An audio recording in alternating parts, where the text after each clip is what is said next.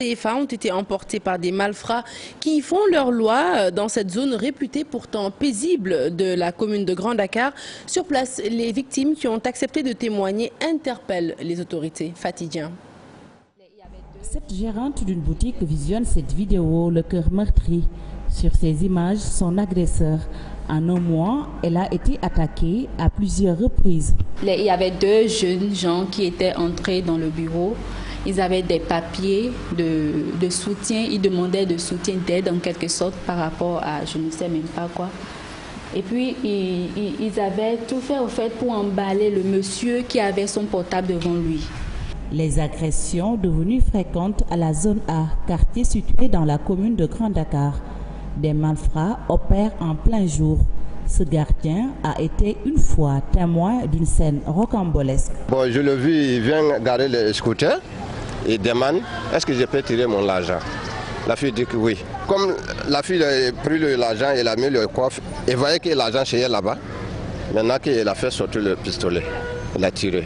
Quand il a su que réellement la fille avait les sous sur elle, là il a braqué une arme sur la fille et puis là il a pris les sous chez elle. Face à cette situation, le conseil de quartier interpelle les forces de l'ordre. Ñi nga xam ne agressé leen porte nañu plainte dem nañu police yóbbu nañu ay plainte ak yooyu mais waa ji loolu dafa mel ni yëngalu ko te waa ji ñu bëri xàmme nañ ko vraiment sonn nañ moo tax ñu bëgg ngeen dimbali ñu ci li nga xam ne ñun dañ koy joytu ñu dimbali ñu ci ay rafle ay enquête bi gaaw daal ba tax ñu dimbali ñu ci ronde yi daan am bu njëkk ba gars yi di ko yokk moyen suñu côté daal. Dans tous les cas, les agresseurs courent toujours. Les victimes, quant à elles, dépouillés, n'ont que leurs yeux pour pleurer. Le quartier Ballon de Ouakam, lui, subit les affres des coupures intempestives. Les habitants affirment attendre quotidiennement des heures avant de pouvoir bénéficier à nouveau d'électricité. Des dommages naturellement ressentis au niveau des foyers, mais aussi dans les ateliers où, du coup, les activités tournent au ralenti. Mambiram Diouf, Modou Diop. Quelques 5 minutes derrière nous auraient suffi pour trouver ces machines à l'arrêt parce qu'ici, il y a encore eu coupure de l'électricité. On coupe souvent, bon, deux fois par matinale, quoi. Bon, le soir, on a pratiquement 3 coupures par jour, le soir. Ça peut durer donc de 5 à 10 minutes. L'activité qui tourne dans cet atelier n'est pourtant pas signe de tranquillité puisque la psychose de ne pas honorer ses engagements lui traverse l'esprit. On a des lits et puis bon, des cadres et des portes qu'on doit terminer, mais bon, on ne peut pas. Parce que pratiquement, avant la Corée, on doit terminer donc tout le boulot, mais vraiment, donc, on ne peut pas vraiment le terminer. À cela s'ajoute une baisse de tension persistante, les dommages difficiles à digérer. Souvent, il y a des baisses de tension fréquentes. Sur le 380 qu'on utilise sur les machines triphasées. Et ça nous porte préjudice parce que chaque fois, ça gâte le moteur. Bon, notre grande en bobine là, donc on l'a même perdu. Donc on a payé pratiquement on a payé beaucoup d'argent. Donc. Ces menuisiers partagent une chose avec cette dame, ce cri du cœur qui en dit long sur leur calvaire. Maintenant ndax ñi ni ci tàngaay bi la ñuy tëdd ak xale yi yooyu bëri na chaque jour coupé guddi coupé ngoon ñu daal dañoo sonn. Des provisions mal conservées du fait de coupures de courant, ce qu'elle ne peut plus supporter. suñu jën yi amoon bu ñu duggee mu yàqu jën yi bu nga ko jëntee mooy yàqu pour ñu am glace problème dañuy wër glace ba sonn pour ñu am glace problème la yenn saa yi noonu la ñuy dogoo si ndox bu tàng bi tamit loolu dafa métti tamit. À Ouakam, le quartier Ballon veut rebondir à nouveau avec comme point de départ un service de qualité dans l'approvisionnement en électricité. Parlons de tout à fait autre chose à présent. Le problème des impôts des députés qui a refait surface à l'Assemblée nationale. C'est l'argentier de l'État qui vient de jeter un pavé dans la mare. Amadouba estime en effet que les députés ne doivent rien au trésor public parce que n'étant pas soumis à un régime déclaratif au banc des accusés, les représentants du peuple continuent d'exiger la sanction d'Ousmane Sonko, l'inspecteur des impôts et domaines à l'origine de toute cette polémique. Fatou Bintou Konté, Modou Diop pour les détails. Le débat sur la fiscalité au niveau de l'Assemblée nationale s'est invité ce mercredi à l'hémicycle. Lors du vote du projet de loi numéro 16-2016 portant première loi de finances rectificative pour l'année 2016, le ministre de l'économie et des finances a tenu à apporter des éclairages. Je voudrais dire ici solennellement que les députés ne nous doivent pas des impôts. Parce que le député n'est pas astreint à une obligation déclarative. Le député subit une retenue à la source, comme nous fonctionnaires. D'ailleurs, pour Amadouba, les problèmes dont on parle datent de l'ancienne législature. C'était l'ancienne législature. J'étais en ce moment directeur général des impôts et des domaines. On a parlé de retenue à la source 2012-2013, mais 2010-2013, mais législature. Pour le fonctionnaire, auteur des révélations, les députés réclament des sanctions disciplinaires et pénales. Il a fauté par rapport au Code général des impôts, il a fauté par rapport à son statut de haut fonctionnaire, il a fauté par rapport au Code pénal. Ce que nous attendons, en plus des éclairages donnés par M. le ministre Amadouba, c'est que le haut fonctionnaire soit sanctionné du point de vue disciplinaire et du point de vue pénal. Un projet de loi voté à l'unanimité et pour cette loi de finances rectificative qui se chiffre à 221 milliards, 80% vont être alloués aux dépenses d'investissement, 16% aux dépenses du personnel pour 34 milliards, dont le paiement des accords entre le gouvernement et les syndicats d'enseignants et 4% aux dépenses de fonctionnement. Mais aussi celui portant statut des magistrats de la Cour des comptes a été voté par les députés. Je vous le disais en titre, nos hôpitaux publics sont fortement endettés. Révélation contenue dans le rapport d'exécution budgétaire, plus de 18 milliards de francs CFA. C'est le montant qu'ils doivent à des établissements publics et autres structures administratives. Une somme que ces structures sanitaires ont justement du mal à payer. Une des raisons pour lesquelles d'ailleurs elles sollicitent l'État, l'aide plutôt de l'État du Sénégal. Nafissatou Silla. 18 milliards 430 millions 103 360 francs CFA, le montant de la dette des hôpitaux publics à la date du 31 mars 2016, une somme colossale doivent à des institutions publiques. C'est une dette fiscale, c'est une dette sociale, c'est-à-dire ce qui n'est pas versé aux institutions telles que la Caisse et l'IPRES, mais aussi c'est des dettes aussi aux fournisseurs. 8 milliards 500 millions au fisc, 4 milliards 200 millions aux fournisseurs et aux contentieux sociaux, 5,6 milliards. Selon le SUTSAS, cette dette est préjudiciable pour les établissements hospitaliers. Une dette sociale, quand elle n'est pas versée, un agent peut se retrouver demain à la retraite sans pourtant donc bénéficier, disons, de sa pension.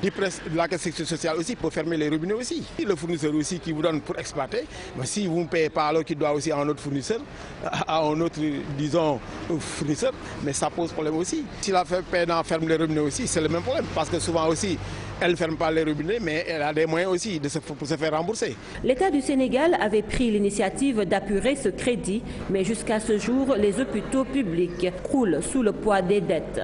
Relativement à cela, nous avions dit au SUTSAS qu'il rien ne sert de parler de ces dettes, mais il faut agir sur les mécanismes de formation de la dette. Et tout le monde sait aussi que les mécanismes de formation de la dette, c'est d'abord la question, la structure du budget. Donc quand un budget ne couvre pas les charges, donc voyez-vous, et que les prix aussi sont administrés, voilà, disons, une des conséquences directes. Et depuis lors, le gouvernement n'a pas du tout travaillé en ce sens. Sur un budget de 150 milliards, les hôpitaux, pour 36 à peu près, 36 hôpitaux, ne se partagent que 11 milliards ou moins de 11 milliards pour l'ensemble des hôpitaux. Mais voyez-vous ce que ça pose comme préoccupation. Les établissements hospitaliers, par la voix du SUTSAS, lancent un appel au gouvernement pour le recouvrement effectif de cette dette. Litige foncier entre Keur Massar et Mbao, le mal persiste malgré les deux rencontres convoquées par le préfet de Pékin. Les maires n'ont toujours pas trouvé un terrain d'entente. L'arbitrage de l'autorité centrale est demandé par le maire de Keur Massar. Celui de Mbao dit être appuyé par les services déconcentrés de l'État et dans chaque camp, on crie victoire. Nous écoutons Ablaye Pouy et Moustapha Meng, respectivement maires de Keur Massar et Mbao. Leurs propos sont recueillis par nos correspondants sur place, Salif Sow, Asmalik Diop. Les services compétents qui étaient présents et les représentants de l'État qui étaient présents et les autorités des eaux et forêts ont tous donné raison à la commune de Mbao, disant que là où la commune de Keur Massar a dit que ça fait partie de sa commune, vraiment c'était une contre-vérité. C'était la conclusion qui a été donnée, mais le maire de Keur Massar n'a pas voulu entendre ça de cette oreille. Et il a dit qu'il va écrire aux autorités étatiques et politiques pour contester cela. On sait bien qu'il est un peu proche des autorités étatiques et que nous sommes de l'opposition, on l'assume. Mais je crois que force doit rester à la loi. Non, le préfet n'a pas dit ça. Parce qu'on a interprété le décret. Le préfet a saisi l'agent des eaux et forêts qui était là-bas. Et l'agent a dit qu'il pense. Moi, j'ai dit que dans le décret, comme il n'y a pas de forêt, moi, je ne peux pas accepter que c'est la forêt.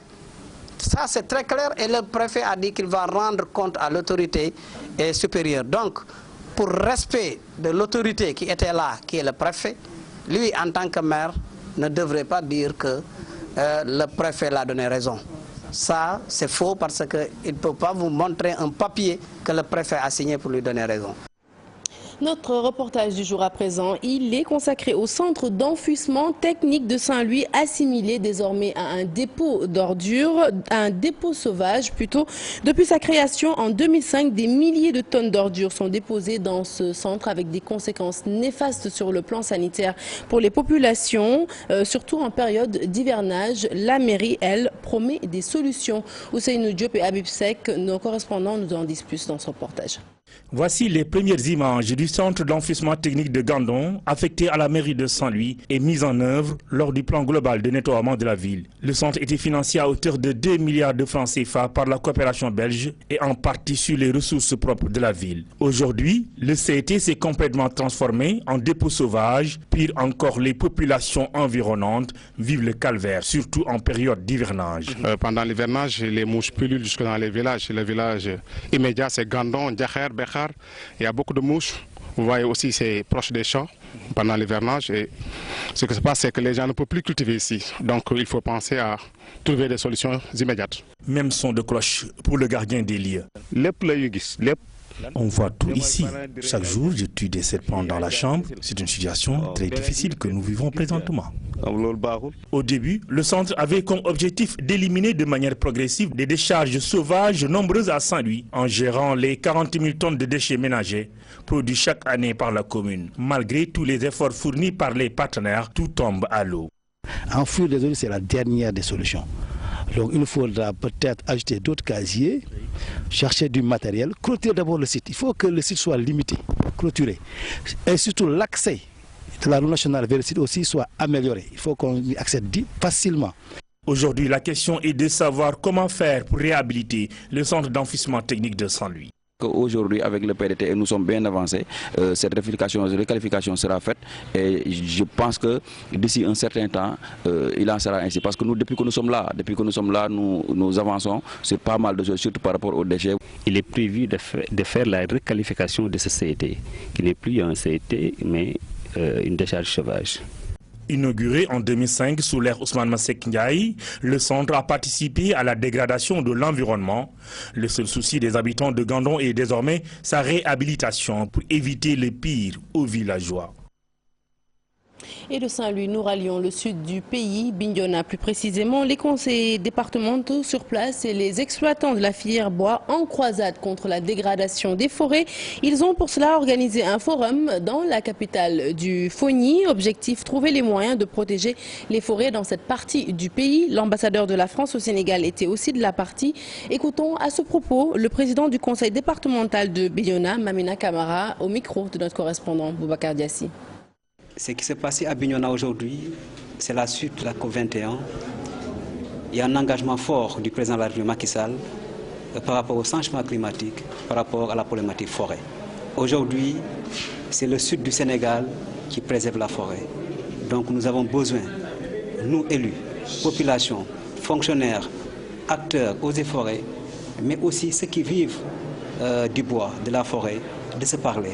Et c'est pourquoi nous avons quand même jugé utile qu'il fallait d'abord mettre en place ce qu'on appelle un forum pour que les gens se parlent. Et nous sommes là pour continuer cette lutte. C'est un engagement du conseil départemental et nous avons choisi ici, en Casamance, de lutter pour la préservation de l'écosystème. Allez, à quelques jours de la Korité, un petit détour au marché Gambi situé à Colobane, un endroit très fréquenté par les dames mais aussi les détaillants à la recherche de tissus à moindre coût. Généralement, la vente se fait par pesage, 15 000 ou 7 000 francs le kilo, c'est selon. Quant au choix des tissus, guipure, dentelle et tulle restent les tissus les plus tendances à l'approche de la Korité, nous disent nos reporters qui ont fait un tour. Maïmouna Ndiaye, Thierno Laurent Mendy.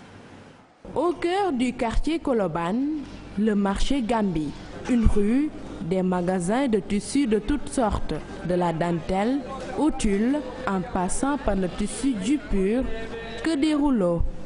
Les prix sont variés, la qualité aussi. Le tissu Dipur, ça se vend à 15 000 francs le kilogramme. Le demi-kilo à 7 500 francs. La dentelle se vend à 7 000 francs CFA le kilogramme. Le demi-kilo à 3 500 francs. Vous voyez que c'est abordable. Pour la vente, deux procédés, le pesage et le métrage. Il y a de bonnes choses ici. Les clients aussi s'entraident. Parfois, ils achètent en gros et partagent le tissu en fonction de leur bourse. J'insiste sur la balance, elle est de bonne qualité. J'y veille sincèrement. Prix abordable, large choix. Les clients apprécient. En réalité, les tissus ne coûtent pas cher. Je suis venue acheter des tissus pour mes enfants à l'occasion de la Korité. Certainement, je vais devoir choisir ensuite des paillettes pour leur faire du patch.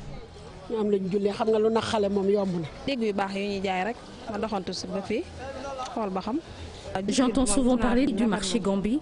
Je me suis déplacée rien que pour voir la qualité des tissus. La guipure et la dentelle me tentent sincèrement. Ces tissus proviennent souvent d'Espagne et d'Italie via des conteneurs. Actuellement, le secteur est porteur. Hommes et femmes s'y investissent. Hors de chez nous, l'actualité internationale nous mène tour à tour au Cameroun, en Côte d'Ivoire, au Maroc, en Algérie, mais d'abord au Mali, où l'ONU autorise l'augmentation des casques bleus jusqu'à 2500 hommes. Le récit est signé Daniel Diouf.